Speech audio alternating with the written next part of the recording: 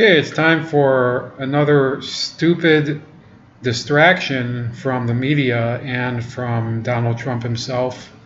Well, maybe it's not really Donald Trump's fault, except for the fact that he kind of chose a poor example to use of whatever he was trying to say, because he picked probably one of the most ambiguous political figures in the history of this country. Ambiguous in the fact that there are undoubtedly a lot of great and horrible things you could say about Andrew Jackson, who was president of the United States. He was president, the seventh president from 1829 to 1837. He was a true Southerner through and through, from the North Carolina area, the Carolinas, and he also served as a senator from Tennessee, was a general in the U.S. Army.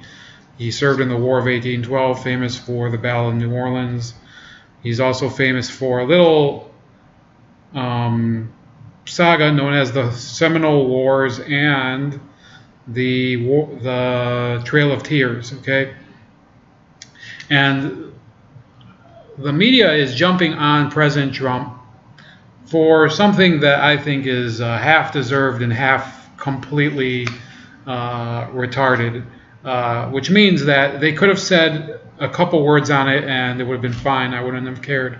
Instead, there's been this laser-like focus on a historical topic that, frankly, they don't care about in any other context besides Donald Trump.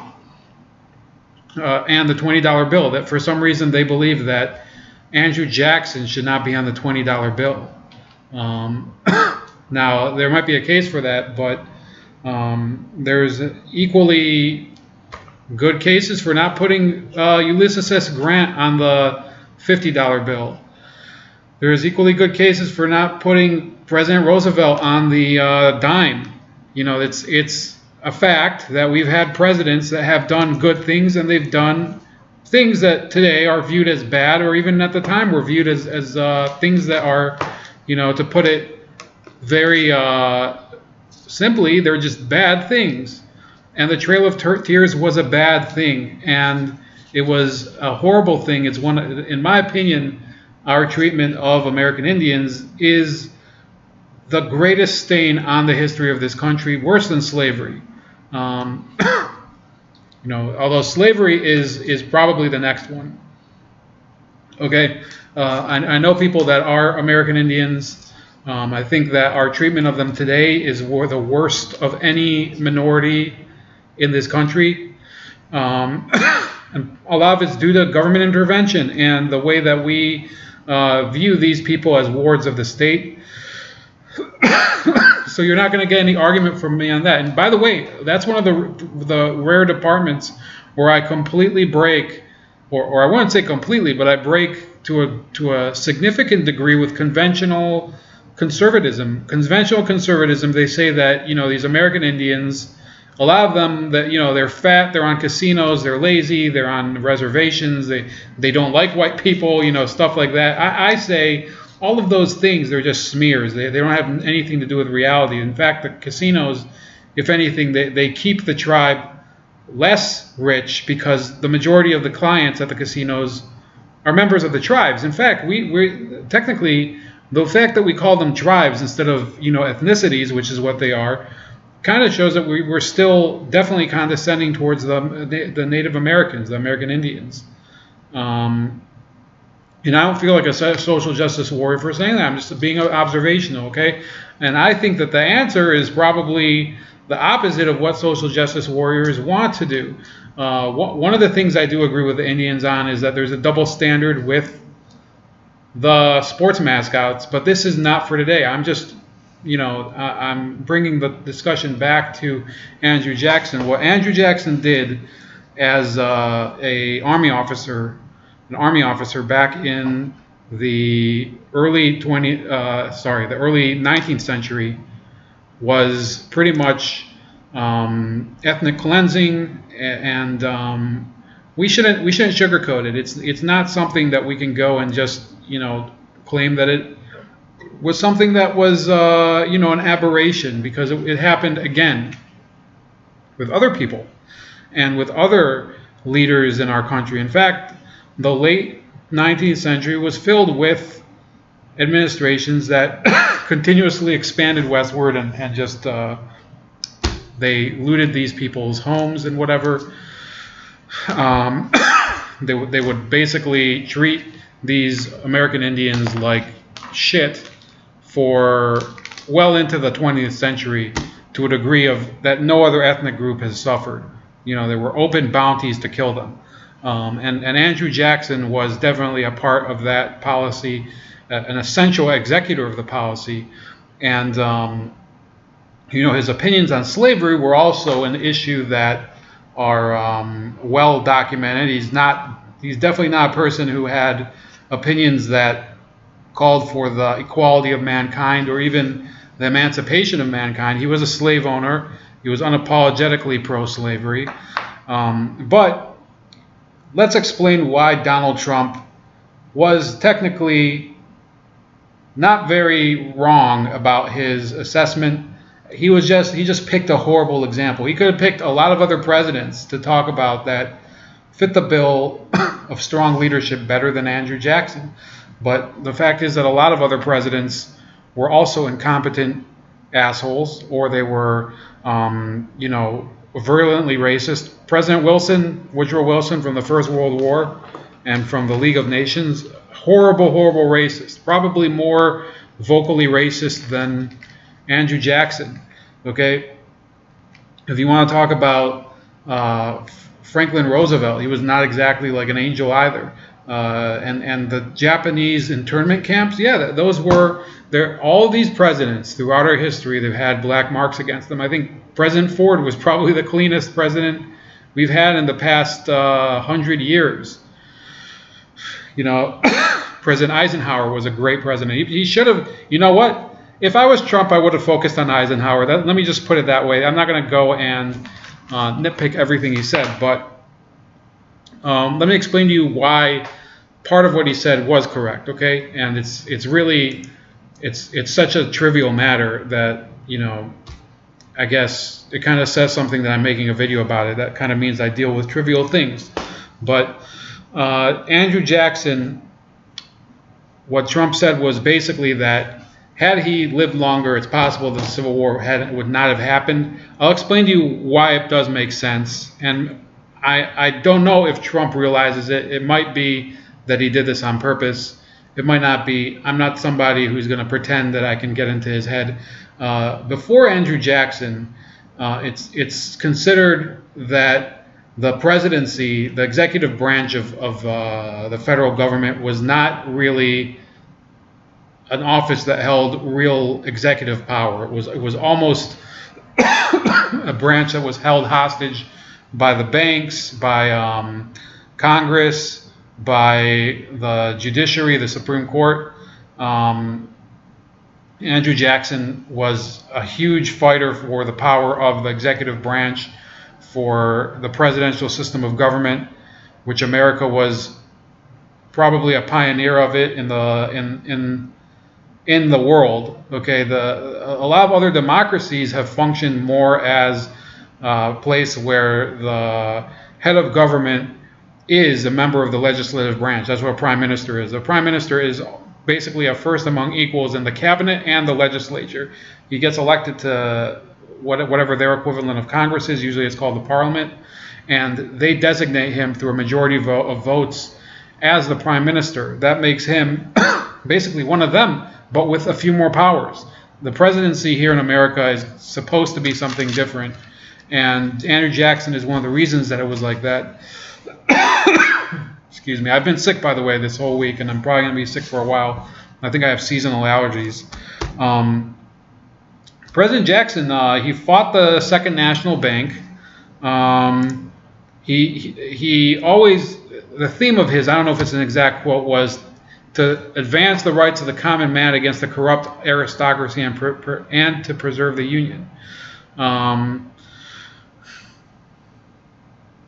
He was a justice on the Tennessee Supreme Court. Then You know, he won. Eventually, he worked his way up. He was a senator. He was a member of the House for 2 years. Prior to that, he was the military governor of Florida for a while. Okay, for, well, it was only 9 months. He was a senator from Tennessee on 2 occasions. And eventually he got elected president. He had a crazy rivalry with the previous president, John Quincy Adams. And his predecessor was a member of the Federalist Party, or no, the National Republican Party, which was not really a traditional party. And the problem that was developing at the time was that these affiliations were basically falling apart. People have to realize that our political system, the two-party system, was not always as organized as it is. Maybe that's a good thing, because they certainly have made it organized corruption in our time. But you do have to take yourself back to 1828. The two-party system of the time was literally falling apart, because the traditional elites, the one-time Federalists, were mainly located in the Northeast. They were aristocratic. They were the well-off people. And in the South and the frontier regions, there were all these people that were trying to basically develop the country in their minds, and in some people's minds it was colonization. And there was a definite conflict between the two, as in who would be running the country? Would these woodsmen, a lot of them illiterate, a lot of them basically striking out, living in remote regions that had almost no communication day to day with Washington, would they actually have rights in this new country? Or were they going to be basically, colonists the way that the colonists were in 1776? They were basically servants of the king, and that's kind of what Jackson was trying to move against. That's something I think was to his credit. Okay, so I've talked about the things that he did that I'm against. Okay, and nowadays, those of you watching, if you're watching, you should realize it does no good whatsoever to discuss racial injustices of a historical figure that died, let's see, in 1845. Okay, there's virtually nothing accomplished from condemning it and calling it some sort. Andrew Jackson, his deeds are, as bad as they are. The states of Alabama and Mississippi and all of those, they would not have existed had he not been in charge of the things that he did. Okay, so you can take it for what you want. This country would not have even existed as we know it if it were not for these horrible acts that people like this did. So, and it's not only Andrew Jackson. Okay, so I've been fair about it. Now, one of the reasons, and this is the focus, okay? This is a focus. You can talk about the things that he did that were bad. You can talk about the fact that he fought the Second Bank of the United States. He also fought a movement called nullification.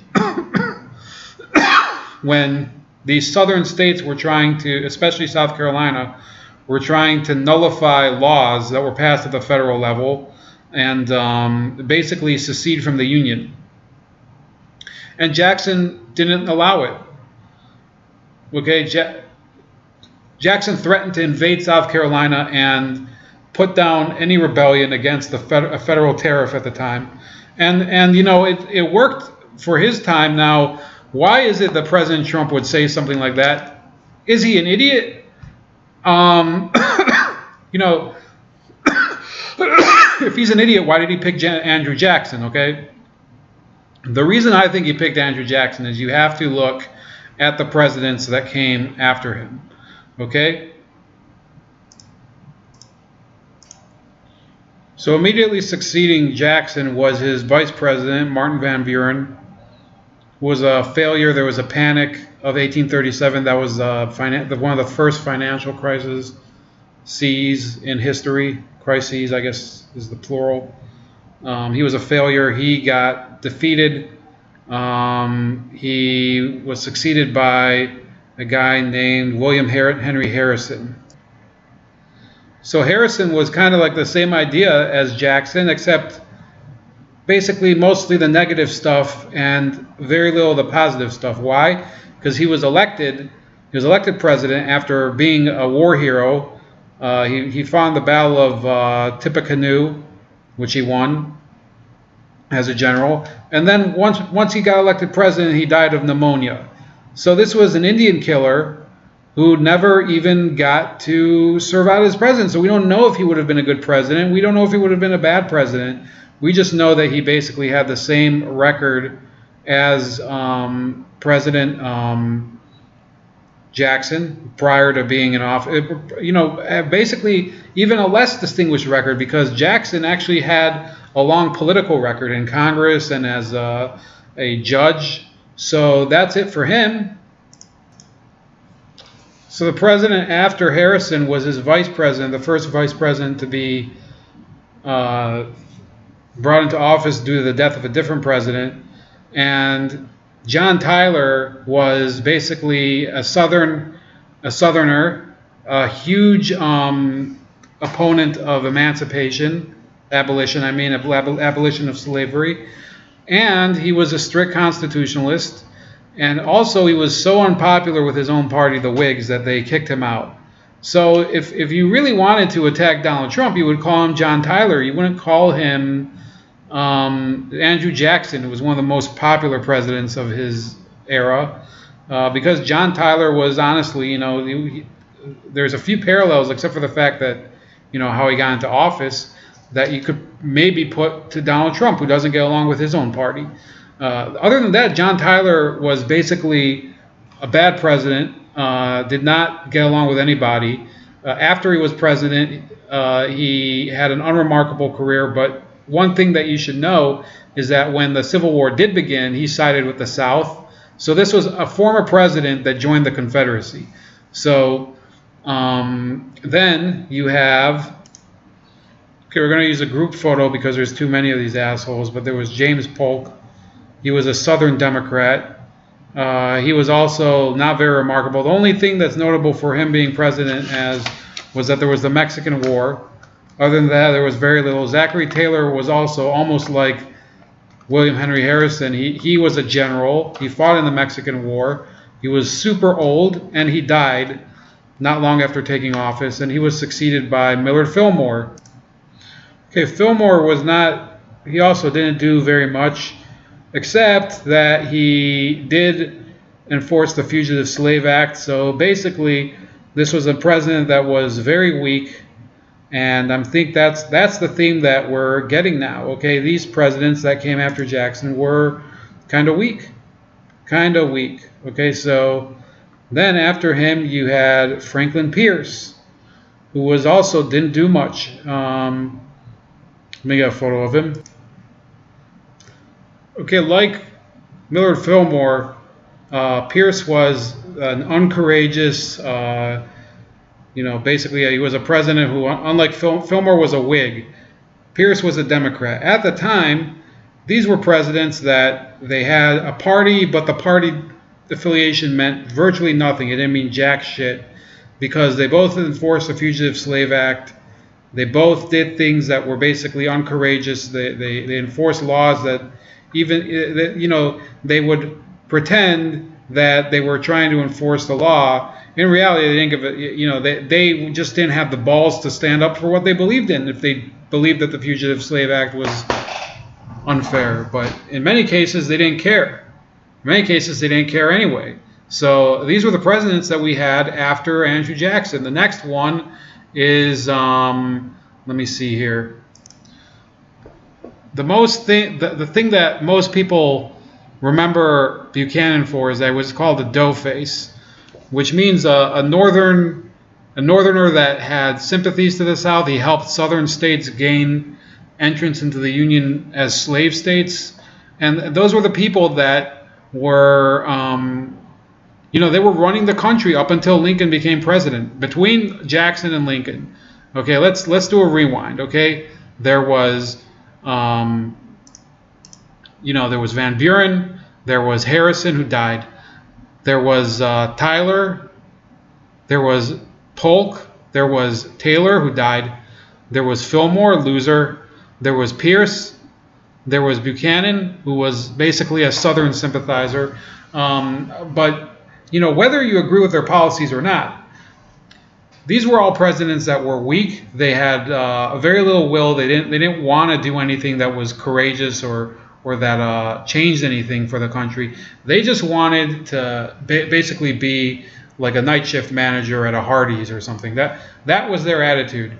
And I think that those actions that Trump was possibly referring to, I'm not going to claim that he's some sort of historical novelist or something, or he's a researcher that he's evoking memories of our bygone heroes or whatever. Because like I said, I don't think that Andrew Jackson really is a hero in my mind. In fact, I'd probably say the opposite. I think he's, in some ways, he's kind of a villain to many Americans. And, he did a number of important things that helped this country become what it is. The presidents that came between him and Lincoln did virtually nothing to help this country get anywhere. They enforced the Fugitive Slave Act. They did the Kansas-Nebraska Act, which basically kicked the can down the road every time. And that type of attitude where, you had two different types of law, but whether you were in the North or the South. You had slavery in the South. You had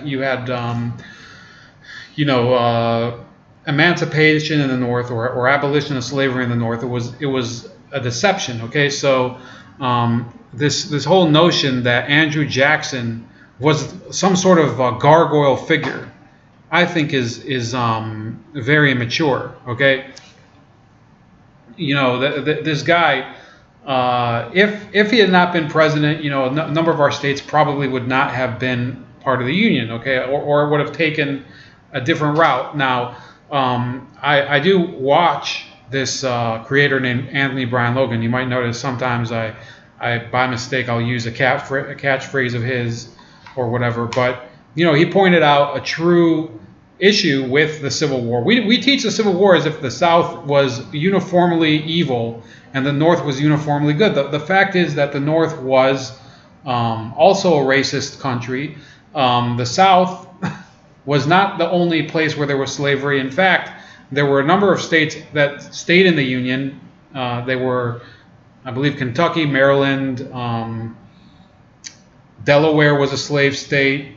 Missouri was a slave state. None of them seceded. They remained in the North, and until the middle of the war, slavery was legal in the North, even though we were at war with the South. So if you're trying to say that the war was entirely because of slavery, you're wrong.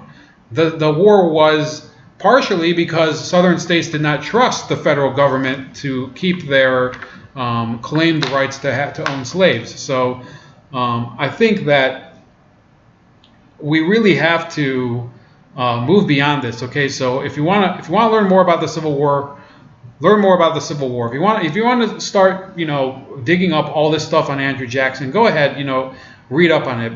But if you can't go and use these people as basically demons that you invoke in order to chastise people and further your views, because it doesn't make any sense. They lived in their times.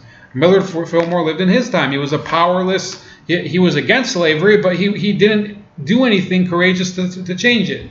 Abraham Lincoln, whether you think, he was definitely not a person who fits the same image that we give him of this virtuous guy. There were certain things about him that were just not, they're not to what we expect.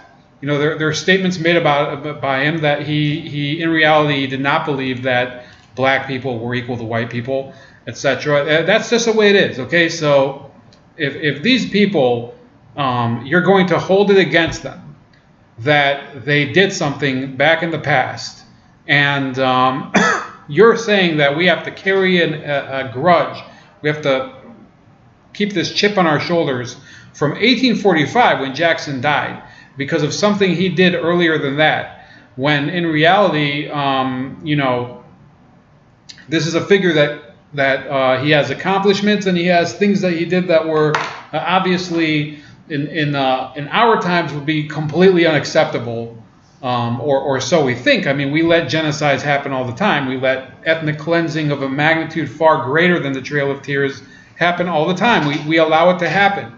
It's the same thing that I think I put out the Holocaust video last week. It's the same thing. People always say, never again, never again. I think that what they really do is they just say, they just want to keep talking again and again and again. That's their theme. They have this need to emotionally just opine on topics that they think that they can change, or that they think you know, they have to redress issues of history and whatever. I think that those are things you can't change. I think that the more productive thing would be to help correct the problems that are happening in the Native American community today. Maybe, and on the same note, probably in the Black community today. I don't think it really goes anywhere if you're going to talk about Andrew Jackson. You know, if you want to take him off the $20 bill, it's not going to change the things that he did. Okay, if you take him off the $20 bill, you'll put somebody on who might also be an asshole. What are you going to do? You're going to have some sort of screening. Who's going to be the next $20 bill dude? It doesn't work that way. Everybody in this whole world has a skeleton in his closet, things that they don't like people to know about. And in Jackson's case, these were things that were considered good in his days. Okay, these were things that were considered good in his days. So we're going to judge him by today's standards. Okay, but therefore we don't want. We're happy with the results we got. Okay, we're happy with the fact that we got all those states. We're happy with the fact that he drove the British out of Louisiana. We're happy with the fact that he basically took over the state of Florida. We are. The people that lived in those states are not, because obviously they would have rather not been conquered. But that's such is life, okay? And it's unfortunate. And I want to focus more. You know, why do we have to have these historical debates when the people that are having these historical debates, the CNN retards, they don't have any solutions for today? So they have to dig up the past. That's why they have to do it. You know, they can't change anything about Andrew Jackson. Okay, you can talk all day until you're blue in the face, as I'm doing right now, about the problem, the issues that we have as a nation due to Andrew Jackson being the president. But in reality, you can't solve any of them. So enjoy this stupid history lesson. This is Ramon, bold like a leopard. And, you know, I think Trump should have picked Eisenhower. That would have been a better idea. But that's just me. And he also was not in Kansas, which is, I think, where Eisenhower came from. He was in Tennessee. So whatever. I don't care. It was a stupid issue. But, you know, I got a 30-minute video out of it. So have a great night.